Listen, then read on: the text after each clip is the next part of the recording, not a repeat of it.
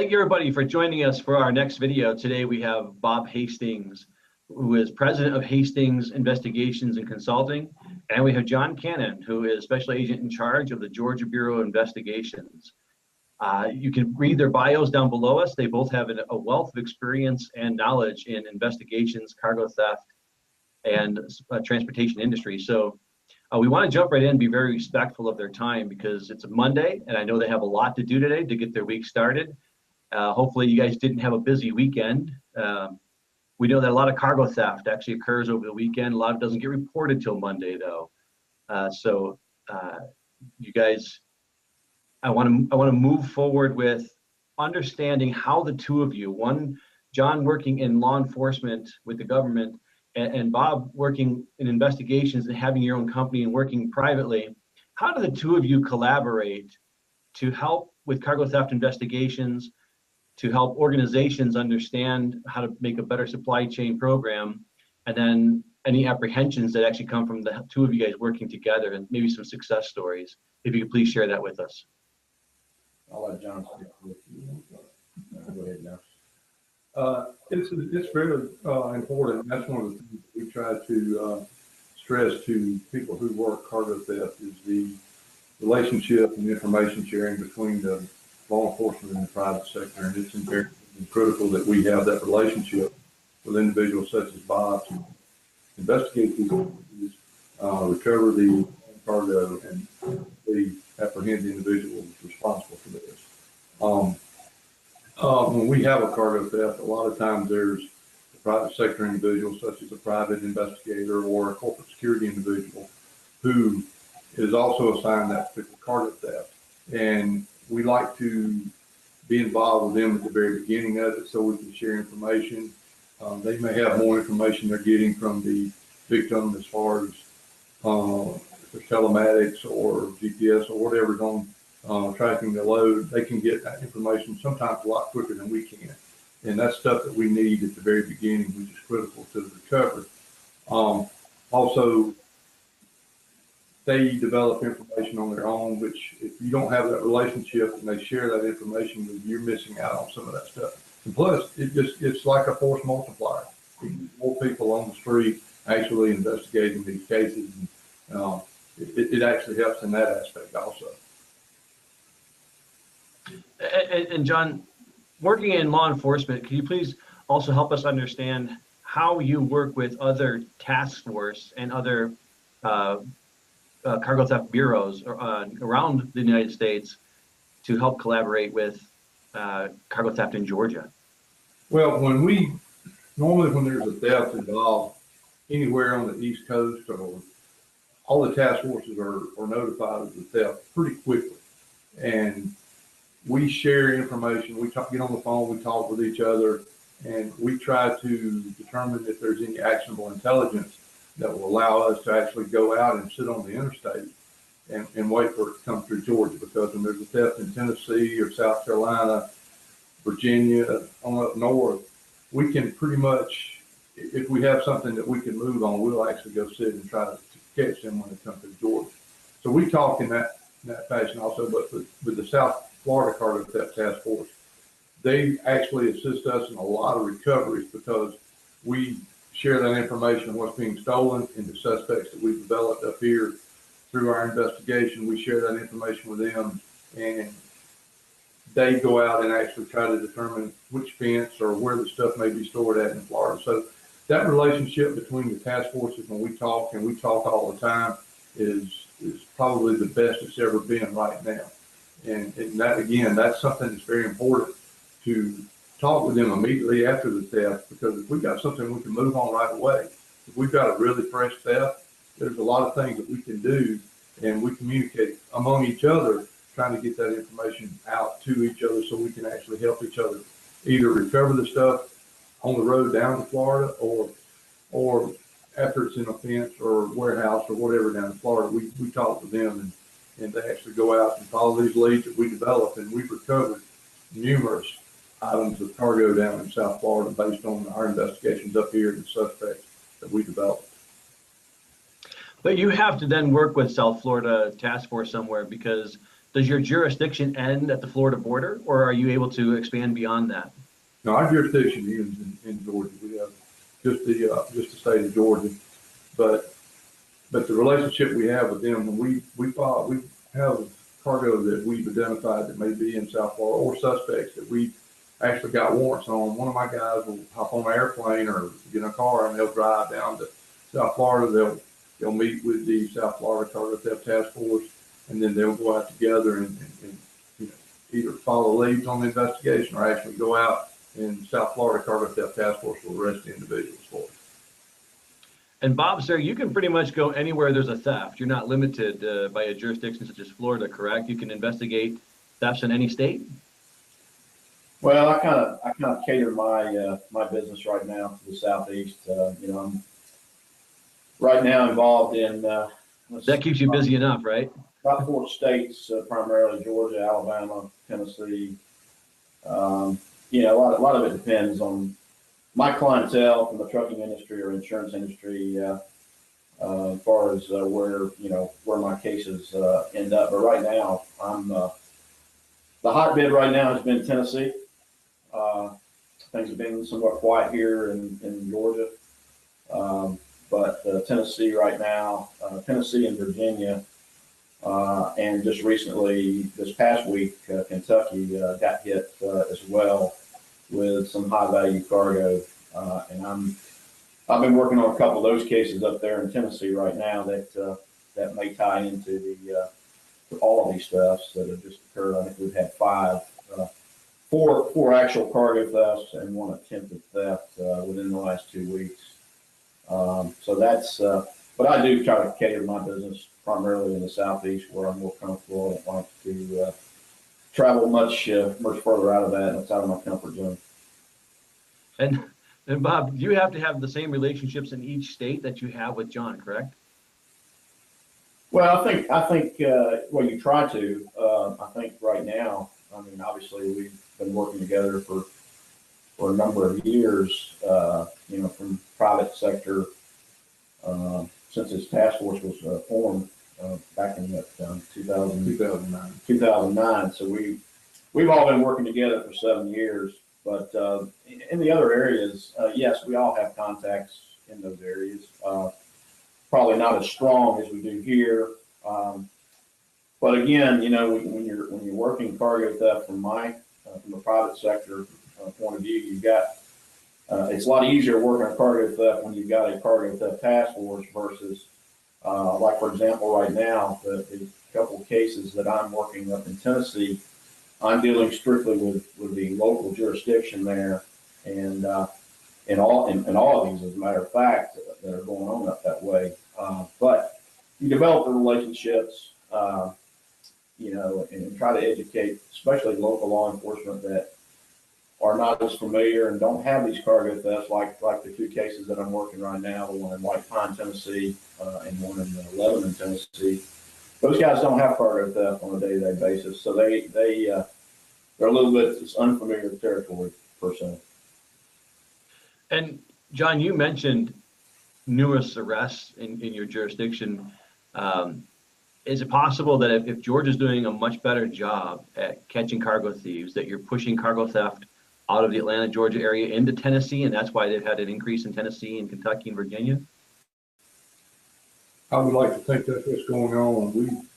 We've arrested a number from South Florida, a pretty good, probably close to between 15 and 20 individuals in the last year from South Florida. So I would hope the word is, you know, if you come to Georgia, you know, we're going to come get you wherever you're at.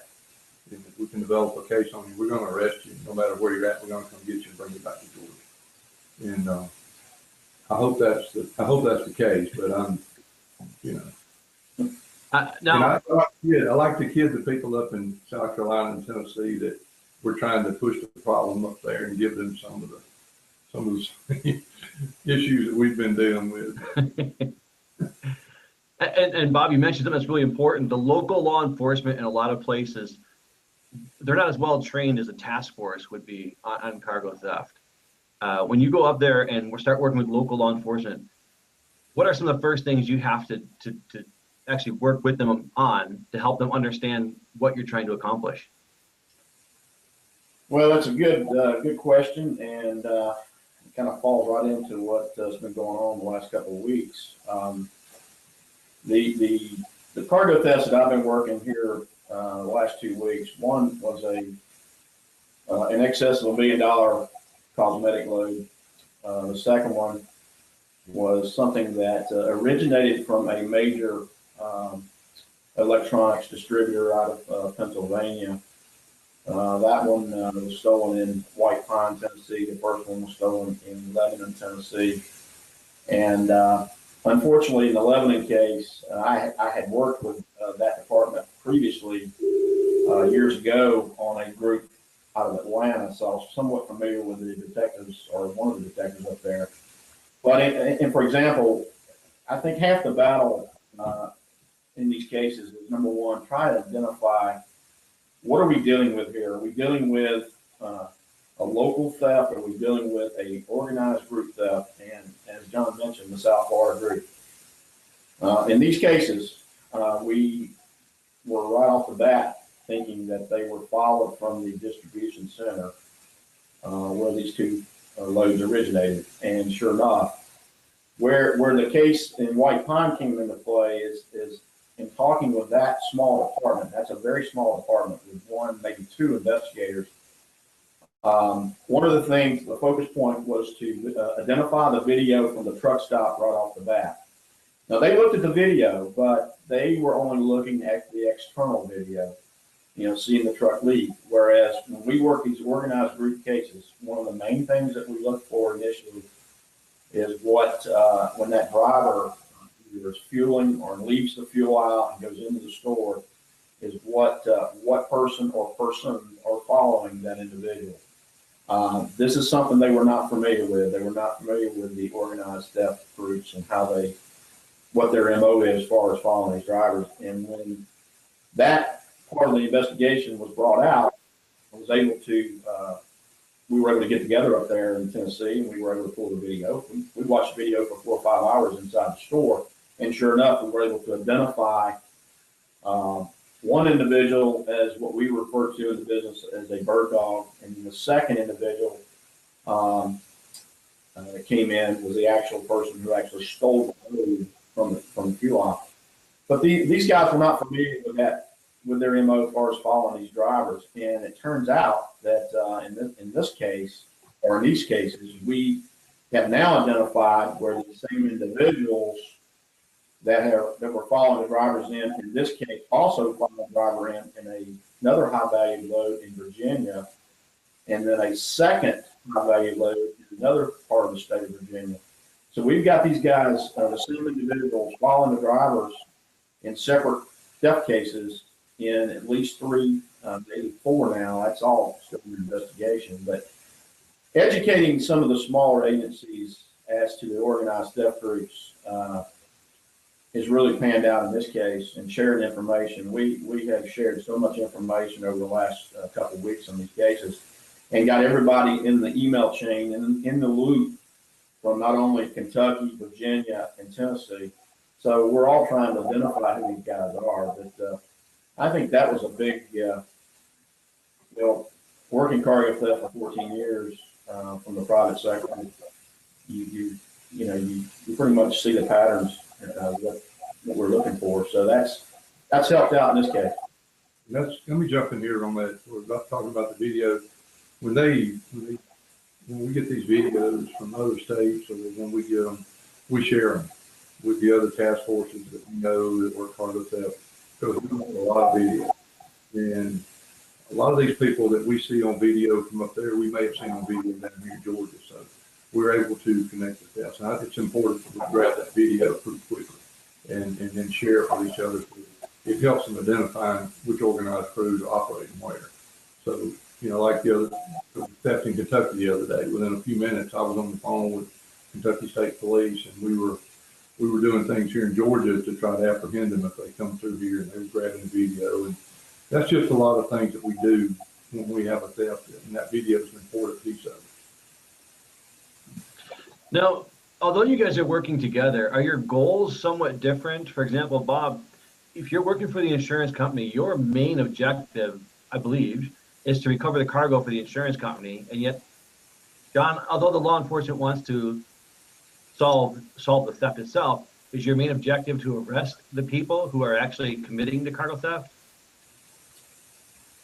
Well, yes. I mean, far as especially these recent cases, unless we're talking about food commodities and that kind of thing, my primary objective is first recovery first, identify potential suspects second, or you know, basically I have the same.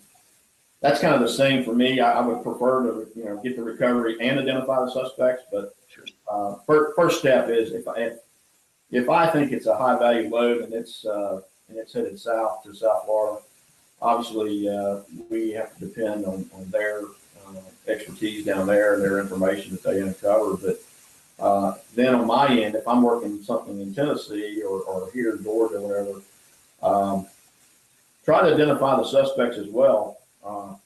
Obviously, I don't have the arrest powers and that kind of thing, but still assisting law enforcement in that aspect of it as well is which is what we've been doing on the Tennessee cases, trying to identify the suspects now, since the cargo has not been recovered at this point. So. And John, when you have a cargo theft recovery, what happens to the cargo? Does it just automatically go back to the shipper, or do you have to impound it? What exactly happens to the cargo itself? We really don't have the facilities to store a large amount of cargo that we recover, and we try to return it to whoever the victim is. It depends on who it is, and that's why we try to return it. We photograph it, process it, and we may keep a sample of it, and then we try to return it back to the victim as soon as possible. Let me jump into that, George, a little bit. One of the things that we, in working with the GBI task force over the years from the private side, one of the things that we have kind of gotten down pat these days is the recovery plan. Once something is recovered, we've already either been on the phone with that carrier that either I'm working for or the insurance company that insures that carrier. And we have a truck and a trailer ready to recover that product. So I think for the industry, a recovery plan in place right away is something of essence. So you gotta have it. Sometimes it's tough, especially late at night when if you're recovering something late at night or on the weekends. But you gotta have that in place if you're gonna be successful in this industry. So. And what if a theft leads you to somebody steals a shipment, just one shipment, they take it back to a warehouse, and that warehouse is located in Georgia, and all of a sudden now you don't just have the cargo from that 53-foot trailer, you walk in and there's a huge warehouse full of cargo. How do you start identifying that? We use CargoNet a lot to help identify the stolen property. We'll send them the information off the product, and then they'll start doing their magic and trying to find out who the victim is. And once we identify the victim, then we notify the authorities in that particular area, and then we make arrangements. And like Bob mentioned a while ago about the recovery plan, it's imperative that you have a recovery plan in place. And the private sector helps out a lot with that, especially Bob, because he takes on that task, and he gets in touch with the victim and then makes arrangements and then sends the trailer and whatever other assets we're going to need to load that product on the trailer and ship it back to the victim. And it's important that you have that in place, like you mentioned earlier. I've got a good example of that, George. Probably been 2 or 3 weeks ago. I went out. There was it started out as a theft of a wrecker or recorder. Here in the Atlanta area, one was stolen out of Tennessee. It had a GPS device on it. It was tracked to a warehouse location in Atlanta. And one of the detectives that we all work closely with Fulton County Police here in Atlanta, was kind of in charge of that investigation. But it was multi items. It was records. It was cars, it was a warehouse portion that had cargo in it. So what I ended up doing is I went out and recovered some tires from another investigation that had been ongoing that I was working with the GBI theft unit on. But in addition to that, we had other cargo inside of this warehouse that had building supplies. So I ended up making a call to the victim, and actually the head plant manager of that company came out that night. It was after dark, and then she made the arrangements the next day to come retrieve all their cargo. It was probably 3/4 of the trailer, but yes, that, we're all. I mean, I was on the phone with CargoNet and everybody else trying to kind of run down some of this stuff. So, but yes, I mean, we all worked together on that. It was, like I say, that was 8, 9 o'clock at night when that transpired. And my apologies, guys. I have some construction going outside my window here. I'm not sure if you guys can hear that or not, but for me in here, my office here, it's actually a little bit noisy. And that's why you guys may have noticed that sometimes you may see me on the screen and sometimes you see you guys.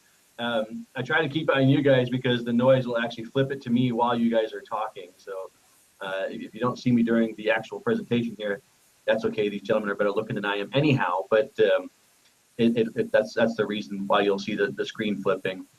One last question I have for you guys.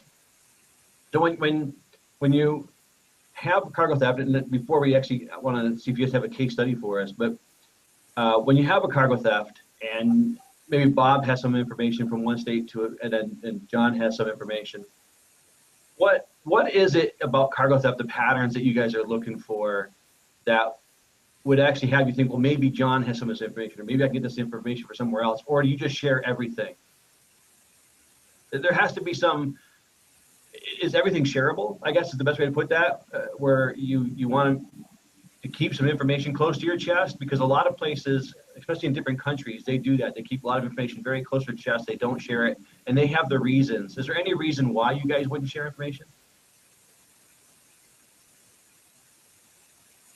I'll let John answer that question. I'm just trying to think, unless it's, there's some types of criminal history information, driver's license, all that stuff, that's information we can't share with the private sector. But, as far as the details of the theft in regards to the method of operation or how the theft actually took place, that's something that we readily share with each other. And that way, Bob may be working a case in Virginia with a local department that we're not familiar with. And he sees something up there that we had talked about down here in Georgia. And so he puts those two things together, and he knows we're probably dealing with the same crew. And he with a video, something was used, something like that. It's that's that type of information we can share, but you can't share criminal history information or certain intelligence information we develop we can't share, and he understands that, and he knows because he's worked with us so long what we can share with you and what we can't share with you. I'll give you another example without going into a whole lot of detail with it, but I recall a couple of weeks ago I had got assigned a theft of a flatbed with a brand new excavator, and I had just gotten the case arriving over here on a Monday morning with a weekly meeting.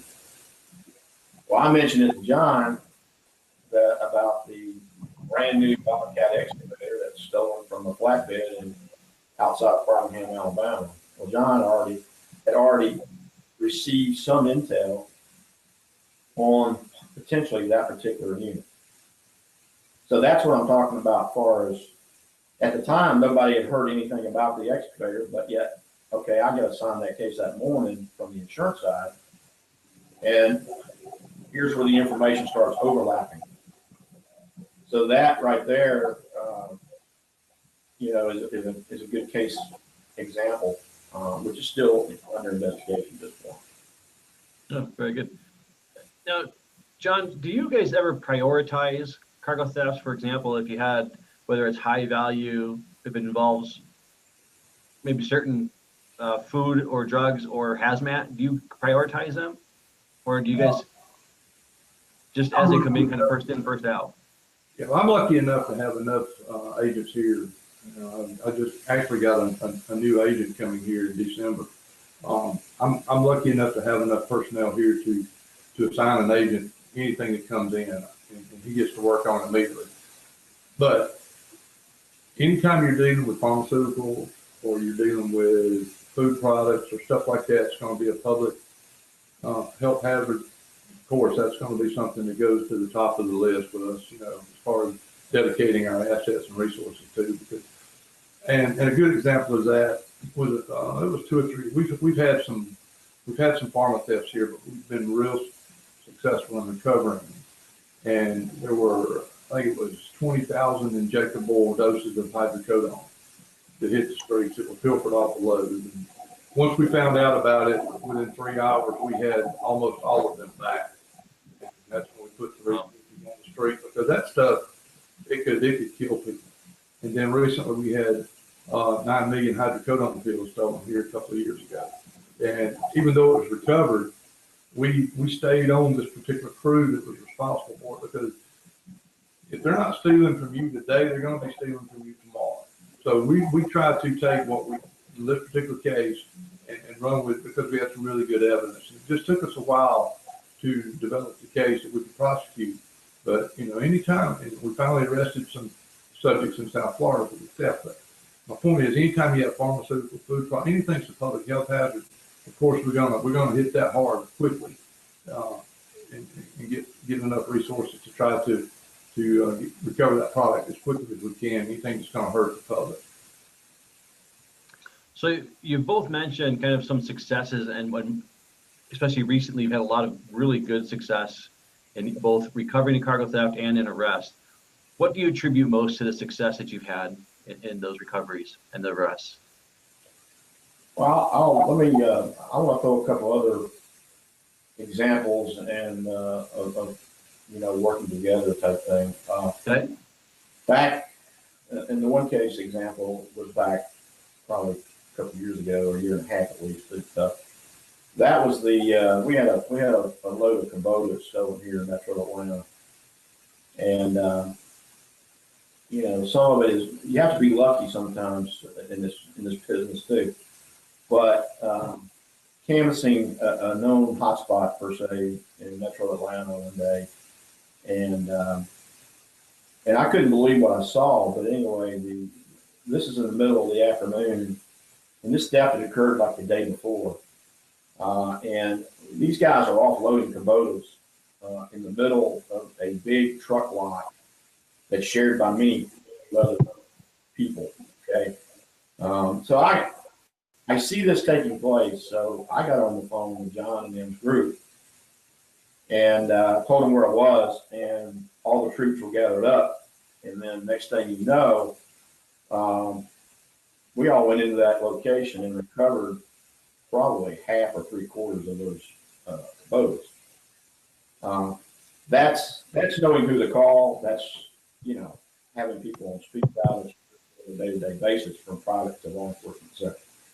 The other case example, which happened just a couple of months back, was we met up here, and it was shortly after we had Sweetwater beer theft here in Metro Atlanta. And so me and another private guy went out to the location, and I was already told by one of John's guys that, hey, if you come up with anything, holler. So we did. We come up and actually ended up calling one of John's agents, and he come out and assisted. We recovered the rest of the beer that had just had been stolen, on top of 2 additional stolen trailers. But that was all, work between a couple of private guys, one other insurance guy, and then one of John's task force members. So that in itself, now unfortunately the beer had to be destroyed, but another case example of working together in recovery and that kind of thing. So those are 2 good examples, really. And I think you mentioned the question about the reason for our successes. I think it's a lot to do with communication and the relationships that we've built among the task forces across the country, and the relationships the task forces have built with the private sector. And I mentioned earlier, the information sharing, cooperation, communication is probably as good as it's ever been. And I think you are seeing the successes that are being had are because of the relationships between everybody that's involved in cargo theft. And I think the conferences, these calls, any opportunity we have to share this information, get together, I think that helps lead toward the successes that we've been having.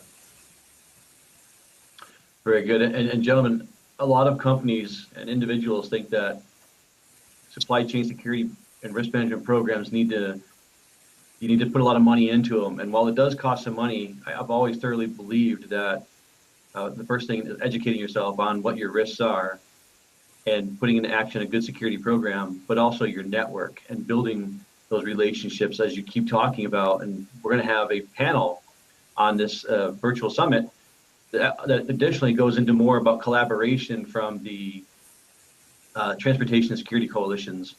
And I think that hopefully the people listening, one of the things I really wanted to get from this call today, and you guys have provided very well, is the importance of collaboration and the importance of sharing information. And it doesn't cost anything to go out there and create those networks and to share information. It might cost you some money for some of the conferences, but when you're at the conferences, try to get a good mix of law enforcement, private sector, and corporate so you can meet other people. And then when you're there, just be open and get out there and get as many business cards as you can so that you have a network of people that you can reach out to in the event that you have something happen within your supply chain. Do you gentlemen have anything else you'd like to say in closing? Yeah, I'll jump into that one there, George, and I think you're fully aware that because you participated and assisted in our training thing that we did in Greenville, South Carolina. I mean, that was a pretty good sized turnout of folks up there that we had, and it was kind of a good mix between law enforcement and the private sector. Join your councils. That's my, join your regional cargo security councils, because, the networking within the region, regionalized is very important. And that's something we've taken pride in here in the Southeast with our Southeast Cargo Security Council. So, I agree with that. I think it's important to go out in these areas where they're now experiencing cargo theft, or maybe they haven't in the past, is they don't know who to call or what to bring those individuals together like we did in South Carolina. And they meet each other, they meet us, and they see what's going on and see, some of the cases that we're working. And a lot of people didn't realize the lengths these guys go to steal cargo. And these are not some amateur thieves that come in and just, a theft of opportunity. These are planned thefts, and they put a lot of time into it. And they need to understand that when they start their investigations, that there's things that they got to look for to move forward with these investigations and be successful. And I think that's important. And I want to mention, I mentioned earlier that understand the thing about brain damage, but these people need to understand that, like I said earlier, they're stealing from you today. Not today, they'll be stealing from you tomorrow. They can be very transient, and it depends on which type of commodity they're looking for, that's who the victim's going to be. And it's important that you have a plan in place. Even though you've never had a theft, you should have a plan. You should sit down, develop a plan, understand what you're going to do when you have that theft, who you're going to call, what you're going to need when you do call, and things such as that. I think it's imperative that they have that information available. They practice the plan, so when they do have a theft, they know how to react and what resources they're going to need to get that information out to us. Very good. And gentlemen, I was privileged to be at the training that you had the other day, and not just as a participant, but to be watching all of the personnel that you brought in for those trainings. And I've been doing supply chain security for 10 years, security for 30 years. And every time I go to those, you learn something new every single time, because everything is in security the bad guys are evolving, and you have to evolve with them, and they're smart. And you guys do an excellent job at keeping up to date with their trends so that you can provide those trainings to local law enforcement, corporate, and the private individuals who attend those. So I'll look forward to the collaboration exercise or panel that we have during the virtual summit. But I really want to thank you guys very much for your time today. And please, if anybody has any questions, I'll put some information down where they might be able to get a hold of you should they actually have a need for cargo theft recovery. So thank you very much, gentlemen. Thank you, Drew.